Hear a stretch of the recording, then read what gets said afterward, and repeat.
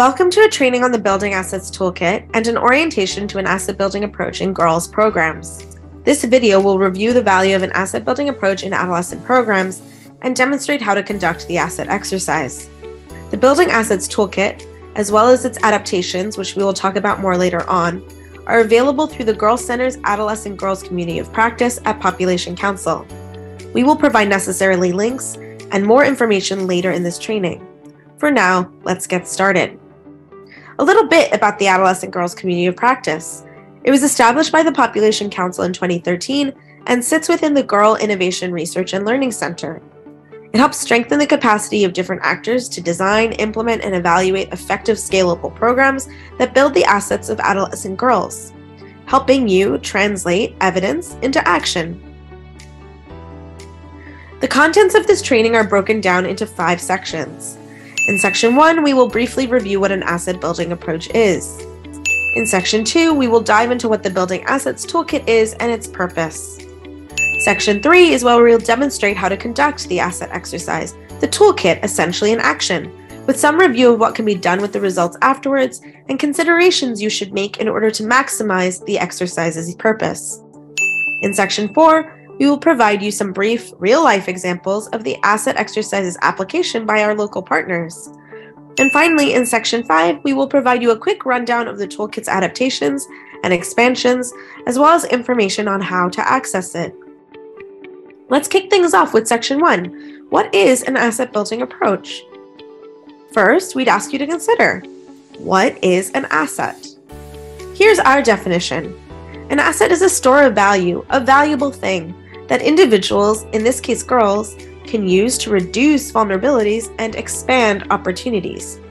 If you work in a country where English is not the primary language, consider for a moment, what best word translates from asset to your language? In Spanish, we have the word recurso, for example, that directly translates into resource in English. And while this might be the closest translation in Spanish, consider for a moment the assets you have in your life. Are they always a resource? Or are they sometimes a slightly intangible thing, like a piece of knowledge or confidence in yourself? These too can be considered assets. So while you might not have the perfect word for asset, hopefully its meaning is starting to take hold. But an asset does not merely exist. It is only an asset to a girl if the girl has attained or has access to it. For example, a health center in a community is not an asset to a girl just because it happens to be there.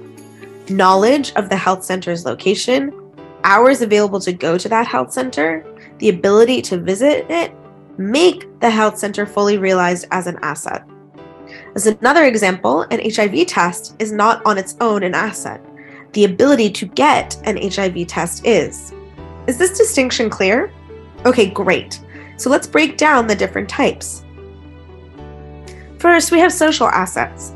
Social assets are the networks, organizations, and institutions, including norms of reciprocity and mutual trust, that exist among and within groups and communities. Examples might include membership to a group, having a handful of friends or even one, being part of a social network, or having people in your life that you can trust. These are all social assets. Second, there's human assets, also known as cognitive assets. These are the accumulated knowledge, physical and emotional skills that build a girl's competence and capacity. Examples can include the ability to work or bargaining power, feelings of autonomy, self-esteem or confidence, a sense of control over her own decisions, or good health. It could also be the knowledge of how to code or the skill to use green technology. Can you think of human or cognitive assets that are valued in your community? Third is physical assets. These are the assets that are tangible, that can be seen and touched, that have an identifiable physical presence. Remember, these are not fully an asset to a girl unless she herself possesses or has access to them. They can include personal possessions, such as food, clothing, jewelry, a mobile phone. Housing or a means of transportation are physical assets as well. Facilities that exist within a girl's community, such as a school, a water source, a health or community center, these are physical assets. Consider the communities in which you work. What physical assets exist there? Do the girls have access to them? And finally, we have economic or financial assets. These assets can be both tangible or intangible, but function as stores of value from which a girl can reap financial benefits. Examples might include cash, savings, various entitlements, access to a savings account or bank, or vouchers. In our research, the evidence indicates that building economic assets is almost always an essential aim of any successful girls' program. Again, let me repeat. The evidence indicates that building economic assets is almost always an essential aim of any successful girls' program. So to recap, we have 4 categories of assets: social, cognitive, physical, and economic. All of these, though, at the end of the day are assets, period. And no matter what category they fall into, it is our aim to support you in finding the most protective and productive ones for the segments of girls you aim to serve. What do we mean by that? An asset is protective if it can empower a girl to reduce her exposure to a myriad of risks. For example, back in that community from before, designated hours during which she can visit a health center safely and get the reproductive health care she needs is a protective asset. An asset is productive if it opens the door to greater opportunity in return. For example, if knowing how to use a computer provides a girl an opportunity for remote learning, maybe even access to higher education such as university she would not have otherwise gotten, a job, the ability to move to a new city or environment, or so on, this is a productive asset. So, in essence, a protective and a productive asset is one that helps a girl survive and thrive. And this is what we should always be aiming to do, giving girls the assets they need to do just that. In our work, we encourage you to consider the full spectrum of your target population's lives. What would make these girls more protected and more productive? But with that said, we have also devised a toolbox of sorts, 9 assets that we, from our research, would prioritize as among the most protective for girls, especially the poorest, by the age of 12. Those are at least 5 friends, her team. A local girl-only safe space to meet those friends and other peers weekly and year-long. A non-family, slightly older female mentor. Personal documentation or identification. This can not only help her access certain resources such as health services, a bank, or employment, but can also give her a sense of self. In many of the communities in which we have worked, girls have never seen their name written out, their date of birth, or even a photo of themselves, let alone in one place. A personal ID can boost her confidence and really ground her. On-ramps for community engagement and participation, where she can exercise her voice and make a change in her community. Age-graded life skills such as health and financial literacy. Next is incubator savings, just a little bit of money that is hers and hers alone for her own personal use. In some places, Safe Space Girl participants have actually accumulated those incubator savings together. A context and age-graded safety plan for times of scarcity and stress. And finally, comfort and competency with technology, especially green tech in this day and age. And this altogether makes up her protective asset toolbox by the age of 12. So, what is an asset building approach then, now that we have defined an asset? It is an intentional way of building program content, involving multiple stakeholders, but most importantly your clients, the girls, in determining what assets they need in order to survive and thrive. Additional stakeholders can include parents, community members, teachers, and mentors, but must, as previously mentioned, always include the girls themselves. Contrast in what those stakeholders imagine to be priority versus the girls can be really eye-opening, and the information might be vital in designing your program. An asset-building approach supports the tailoring of meaningful and positive content that is geared to specific segments or subpopulations of girls. What do I mean by positive content? Well, many of the metrics by which programs currently measure and capture success tend to be based on what the girl is not, such as not pregnant, not HIV affected, not a victim of sexual violence, and so on. This framing is about the negative and does not define a positive pathway for girls, nor easily identifies how and when a girl is on track. This does not assist us very well in program design. Ask yourself, to be on track, where should a girl be by a certain age to be prepared for the next stage of her life? What specific skills and knowledge does she need and when? Meaning what times of year and in what scenarios? Does she need that knowledge to function socially and survive economically in the world in which she lives? Consider this in the simplest terms in your country context, but I'll give you an example from Kenya. A girl is born in Nairobi, the capital. At what age is a girl meant to begin her schooling in your country? In Nairobi, she is 6. How many years of schooling is she entitled to or promised by your national government, and therefore, at what age should she graduate? In Kenya, it's 12, the first 8 being compulsory, the next 4 being free and available, an entitlement provided by the Kenyan government. So, if she remains on track, she starts secondary school between 13 and 14 years old, and she graduates from secondary school at the age of 18. At what age is she allowed to legally and safely work? In Kenya, it's 16 under certain conditions. And at what age is she allowed to legally marry? Anytime 18 or onwards in Kenya. And in this time, they're not a legal entitlement per se. There is an expectation that she is also being protected by 2 parents or guardians of some sort. This too is what can keep her on track. If these basic entitlements and protections are not being met, then she is not on, but off track. By focusing on the elements of what keeps her on track, you support her in a safe and healthy transition through her life. And this, all in all, is what we mean by focusing on the positive. An asset-building approach is particularly important for programs intended to reach the poorest girls in the poorest communities, based on sound evidence on the reality of their lives. If, for example, a high proportion of girls in a given context will be single mothers at one point in their lifetime and have children by the age of 20, we must build those girls' assets to help them stay in school and resist sexual pressures and prepare them for decent livelihoods. Assets can help girls manage the real risks in their lives. So, an asset-building approach not only resides in the data, but in girls' own aspirations as well. Building a girl's asset profile is a process of envisioning what success looks like at different ages and in different places. Framed by local conditions and data, it is a strengths-based approach that builds upon girls' existing capabilities as well as existing facilities and resources in the communities in which they live. You might be wondering what evidence there is that an asset-building approach is valuable in designing girls' programs.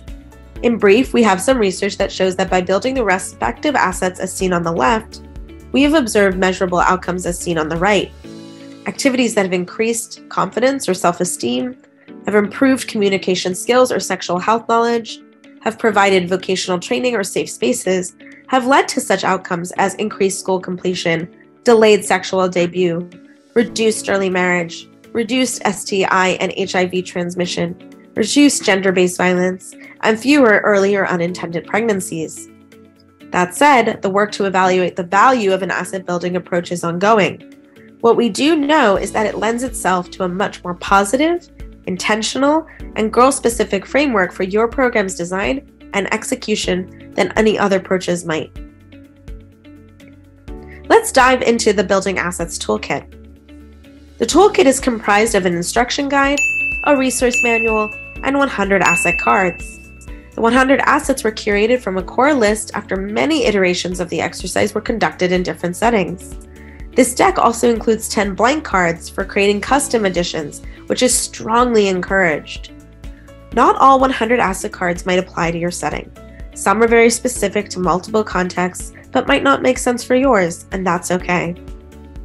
This toolkit has really benefited greatly from the participation of the girls themselves, whose authentic perspective shaped the approach, refreshed our understanding, influenced the style of the toolkit itself and the sequencing of delivery, and contributed new original assets to the deck of 100. The resource guide offers explanation of each of the 100 assets to the user. The last component of the toolkit are the age cards. The age cards are divided into 3 phases of adolescence. In pre-adolescence, age 6 and age 8, this is the life stage in which children are in the run-up to puberty, but have likely not yet experienced the bodily and social changes associated with puberty, such as the onset of menstruation. Early adolescence, age 10, age 12, and 14, is the life stage in which girls undergo puberty, start menstruation, develop breasts, experience new and heightened emotions, including sexual desires. This is also the time when they learn to navigate the social landscape in which these changes occur. In late adolescence or early adulthood, girls have likely experienced the full course of puberty changes and are experiencing profound social shifts that also occur. At this time, many girls may be married or have children of their own, and in certain contexts, this also happens in early adolescence as well. Remember, the significance of the age cards is to set clear benchmarks. Girls often acquire assets in stages, and these stages tend to be age-related. The purpose of the toolkit and all these various pieces is to guide the users through the asset exercise, so let's focus next on what an asset exercise is. The asset exercise is designed to refresh the vision and anchor your program in girls' actual lives to prioritize content for your target populations. For example, you may want to include reproductive health in your program, but you need guidance on which topics to cover based on the segment you're working with. How much emphasis am I supposed to give to menstruation, to STIs, to pregnancy, and other topics such as pressure to exchange sex for gifts or money? And you may want to better understand the key skills needed to even utilize that knowledge. You might also want to measure assets in a region where many girls are at risk for the poorest outcomes, such as school dropout or early marriage. It's important to keep an open mind when it comes to program activities and content. For females of any age, and especially girls, there is a close identity and overlap among health, social, economic, and cognitive assets. The asset building exercise gives you a fresh perspective on content that will propel girls and you beyond restrictive social norms. Adolescent girls, including the poorest girls, have both rights and needs that evolve over time. The assets, skills, and knowledge needed to cope with these rights and needs also evolve as a result. In the asset building exercise, we ask what the latest age is at which girls should have acquired a specific asset, not only to protect the period of a life she's in right now, but also to lay the foundation for the next one. The exercise is also typically begun after you've made a few key program decisions, such as intervening in areas with the highest concentration of girls who are at risk for the poorest outcomes. For example, if you've decided to work in a district that has the highest rates of school dropout among girls by the age of 12, let's say 30%, and where more than half of the girls are married by the age of 15, you might choose to recruit girls that are 10 to 12 and out of school or 2 or more years behind in school, and those who have been married as children. So now you need to build your program. Your goals are ambitious, and in the course of your program cycle, 3 years on average, you likely cannot end child marriage. But you might be able to empower girls to resist earlier marriage and or mitigate the risk. So in that example, a few program decisions have been made, and now with a place and target population in mind, you can think more critically through the assets they need. And finally, the asset building exercise can engage stakeholders at different levels and with different viewpoints. Together, these views generate an evidence-based dialogue. The asset building exercise asks stakeholders to answer important questions related to the situation of girls and their contexts, including what specific things should a girl know by the age of 12? What skills does a girl need to cope with the pressures she faces? What should a girl be able to do in response to such challenges? The exercise should define short-term, achievable goals at the girl level and ones that are not too broad and are measurable. The exercise engages program decision makers, potential mentors, and the girls themselves in a fresh think-through of what they believe is essential and helps different stakeholders think about which assets can enhance girls' ability to better navigate day-to-day challenges and opportunities, and what program content therefore might be most meaningful. But there's no better way to understand how it works than to show you. Let's dive into a small demo of how to use the Building Assets Toolkit, i.e. how to conduct the asset exercise. There are some things or rules of thumb you ought to consider when conducting the exercise. First is to remember to engage the girls. To really see things from the girls' point of view, you can carry out the exercise with girls in your community, or with girls in a similar community, or with girls you've already recruited into your program. You may want to provide them a private space to do so. Ask the girls what happens in their communities. What are the times of risk and challenge? What do they have the right to know?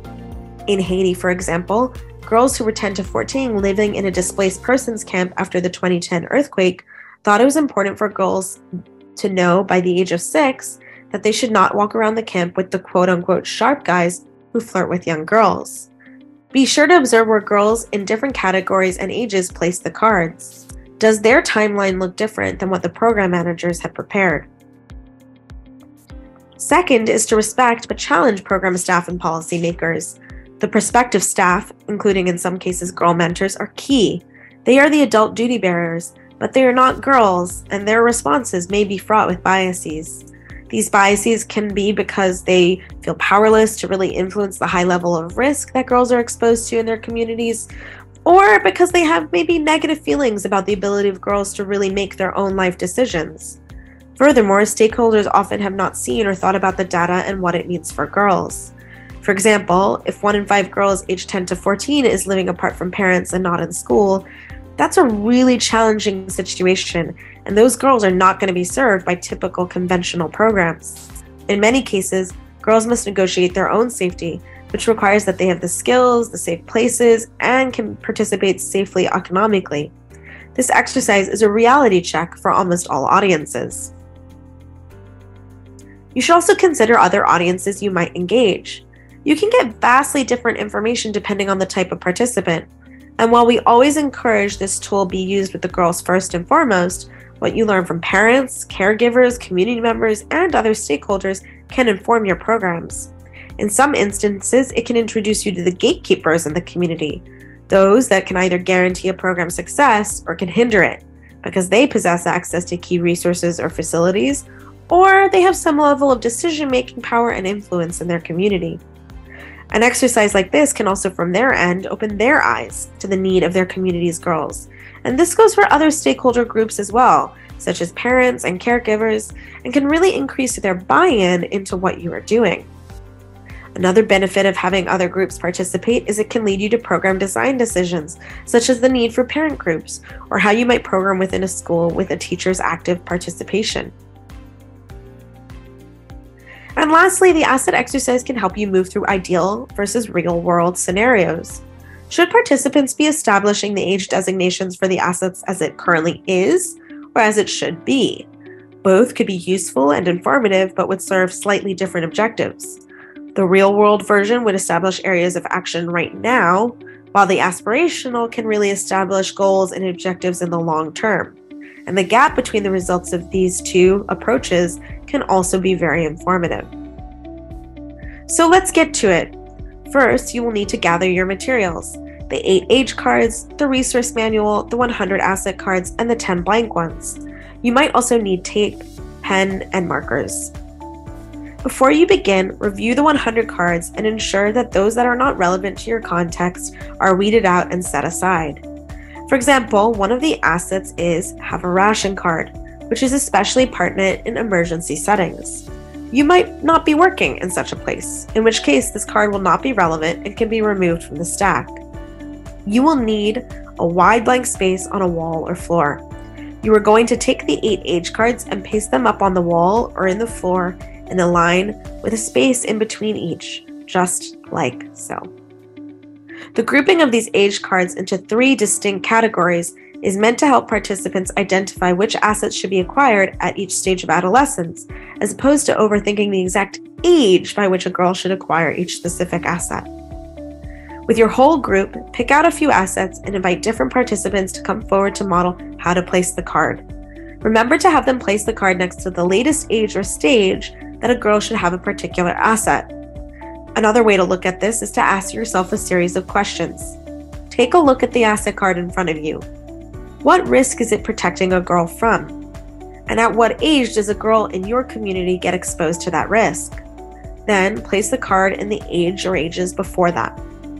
So, for example, the asset might be know wheres to get an HIV test. The risk this asset relates to is what? The potential exposure to HIV, right?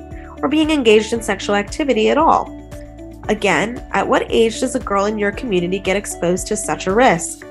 The participants might, for example, say 14. Then, this asset must be built before 14, so place it under the age 12 card. Participants should share their initial thinking behind the placement. If the group is unable to decide which specific age card an asset should be placed under, focus the discussion on which stage of adolescence the group thinks the asset should be made available to them. When you are certain that everyone understands the exercise, begin by dividing the participants in groups. You may skip this step if you only have a few participants. Then distribute the cards you've chosen evenly among the groups and have each group work independently. Participants should read and think through the assets in their portion of the deck one by one. For each, tape the card in the area under the sign for the age by which a girl should have the asset. Again, do not feel that you must use every asset in the deck. If you didn't already weed those cards out yourself, the participants might find that not all the cards are relevant to the work. The group can also set aside any assets that are newly proposed, confusing, or disputed. When the exercise is over, your wall might look something like this. A quick note on the blank cards. There will undoubtedly be assets not included in the deck that are relevant to the girls in your context. We have found that each time this exercise has been conducted, new and important assets have been revealed and should be written on the blank cards. Some examples have included knowing the seasonal cycles of food scarcity and how to secure food safely, knowing the scenarios in which girls are tricked into unsafe work and become victims of sexual trafficking. Those examples came from the girls themselves, so be sure to allow ample time for participants to develop their own assets and place them under the appropriate age category. After everyone has placed their assets, look back at the results and answer the following questions as a group. How are the assets spread along the wall? Do you notice any pattern in terms of age or stage of adolescence? Are the assets in the right place given what you have learned from the data? Does the sequencing of assets make sense to all the participants and to you? What assets need further explanation or discussion? Were any new assets added by the participants, and what is still missing? And is there any disagreement about where the assets have been placed? Let's take a look at the wall again. You may be conducting this exercise with a specific kind of girl in mind. And again, in fact, the girls themselves or girls like them may have been the group that participated in this exercise, as they ought to be. This may color both the assets of most importance and the age by which they're needed. Think about the girls in your program. Who are they? How old are they? What do girls in the community do and what do they want? When do they need particular knowledge, skills, competencies, or resources? Thinking about these questions will help you get from the asset exercise to program content, which is the ultimate goal. By looking at these assets, you can start to prioritize. What are attainable to build given your program staff skill set, organization's focus, etc., and what is more of a desire or a long-term goal? Thinking through these more critically with such questions in mind will help you start to define the core of what your program will deliver. These questions all lend themselves eventually to the Turning Assets into Program Content worksheet. This worksheet is meant to help you get from the asset exercise to actual concrete program design decisions. We won't dive into this worksheet here, but it can be found instead on the Building Assets Toolkit page.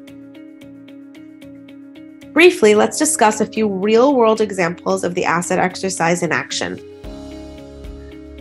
Sometimes assets are needed earlier than you'd think. In West Africa, a group of program practitioners who conducted the asset building exercise said girls needed to know the signs and dangers of pregnancy and labor by the age of 22. But there is no age card for 22 because it falls outside the scope of these adolescent phases. This was in an environment in which 70% of the girls would have babies by the age of 20, and where there were underlying perceptions that teaching girls about sexual and reproductive health would actually encourage sexual activity. When the group discussed this asset further, they realized that adolescent girls are themselves having babies or accompanying friends and family during labor way before the age of 22. So, regardless of their individual biases, it was necessary to realistically place this asset at a far earlier age, and they decided on the age of 12, given that many girls reported sexual activity by the age of 14. Such a decision was crucial to this program design, not only tailoring content more thoughtfully, but redefining the age groups this organization would focus on, and setting brand new, more realistic, and more fruitful targets. In Uganda and India, one partner organization used the asset exercise for a variety of reasons. As we've already seen, it helped them rethink the content of their program. The program added club sessions and a radio program to its curriculum based on what was revealed in the exercise and what was needed. And like in the West Africa example, it redirected their targets a bit, encouraging the program staff to include and invest in 10-year-old girls in the communities, which they had not originally intended to do. But it was the engagement with various gatekeepers that may have proven the most interesting outcome of the exercise. Because they did this exercise not only with girls, but with power holders in the community, the exercise gave girls the opportunity to share input alongside these gatekeepers in their lives, which in turn boosted their confidence, an outcome the program staff aimed to continue to promote. Of greatest significance, perhaps, was that the program staff found that the exercise held the gatekeepers to have aha moments and realized that it is a positive outcome to ensure girls take back their power. Ultimately, the asset exercise and toolkit provided an opportunity for the staff to engage with community members in a meaningful way that is not top-down and empowered the community itself, girls and gatekeepers alike, to take ownership of the project's activities and feel invested in the project's outcomes. Now that we have run through how to implement the tool and some of the learnings you can glean from it, we want to show you all the various adaptations that are open source and available for your use. The toolkit is available through the Adolescent Girls Community of Practice website. It has been adapted to several contexts. As of 2023, when this training is being recorded, the languages available include Arabic, Portuguese, Spanish, Swahili, and French, as well as English, of course. In some instances, the entire toolkit has been translated into these languages. Otherwise, at minimum, the cards are available. We thank our partners Mercy Corps, Girl Move Academy, Global Communities, and our colleagues in the Guatemala Office of Population Council for those translations. There are several expansions and other adaptations that have been made to the toolkit. These are variations on the toolkit that were created to be built around one thematic area or context. The first, which is around the theme of technology, examines the potential of technology, particularly green tech, to be both productive and protective to girls who face unique risks. The cards and accompanying guidance aim at triggering smart thinking around the dimensions of technology. Technology can be just as much hindering as it can be fruitful, particularly when considering the technology's power, access, cost, maintenance, and function. By fomenting early discussion among girls about technology's relevance in their lives, it can assist practitioners in making timely integration of green and other technologies into their program activities. The next theme is around creativity and the arts. The Adolescent Girl and Creativity Network at Population Council is a working group comprised of partners implementing arts in low and middle income countries as tools for engagement, transformation, and wellness. These members collaborated on the possibilities of an asset building approach taking hold in their own work. The result of this is the Creative Assets and Program Content Guide to build social and emotional learning and promote trauma mitigation and healing. The guide pairs 13 new assets with 15 complementary creative program activities to nurture and protect girls' psychosocial well-being in humanitarian and development contexts. Each activity is highly adaptable and oriented to low-resource settings, covering a breadth of types of activities and creativity, including dance, painting, yoga, language, photography, drama, storytelling, and more. When thinking about context, much like with the creative assets, emergency settings continue to come up with the work. The Women's Refugee Commission and the Adolescent Girls Community of Practice collaborated to document how humanitarian practitioners have used the asset exercise to date and to refine the original toolkit for future use in emergency settings. The adapted exercise includes 70 assets grouped into a core set that are essential for all contexts, and 2 categories of optional assets, and by domains such as social, health, and civic participation. The findings in putting this adapted toolkit ultimately together were also documented in an accompanying brief. Our colleagues at the Indigenous Adolescent Girls Empowerment Network, or IMAGINE for short, have contextualized the asset exercise and toolkit to Indigenous American populations. Its Resilience card games, as it's been especially branded for these communities, is designed for program leaders who are planning to work with adolescent Indigenous girls. The content on each card comes directly from the suggestions of Native female relatives, who represent the experiences of girls from several different Native communities across the country. They identified valuable skills, practices, and knowledge that would serve their younger sisters in better navigating the unique obstacles facing Indigenous girls in the U.S. And a quick reminder that the Turning Assets into Program Content worksheet can be found online. It is part of the Building Assets Toolkit itself. This, as well as the questions we reviewed earlier post-exercise, are essential in getting you from the exercise to real and evidence-driven decision-making for your program content. All of these resources for the toolkit and its adaptations can be found on the Community of Practice's website, shown here. If you need to contact anyone for more information or details, please email us at girlcenter@popcouncil.org or tweet us. We appreciate your interest in using this tool and encourage you to take a look at all the Girl Center has to offer.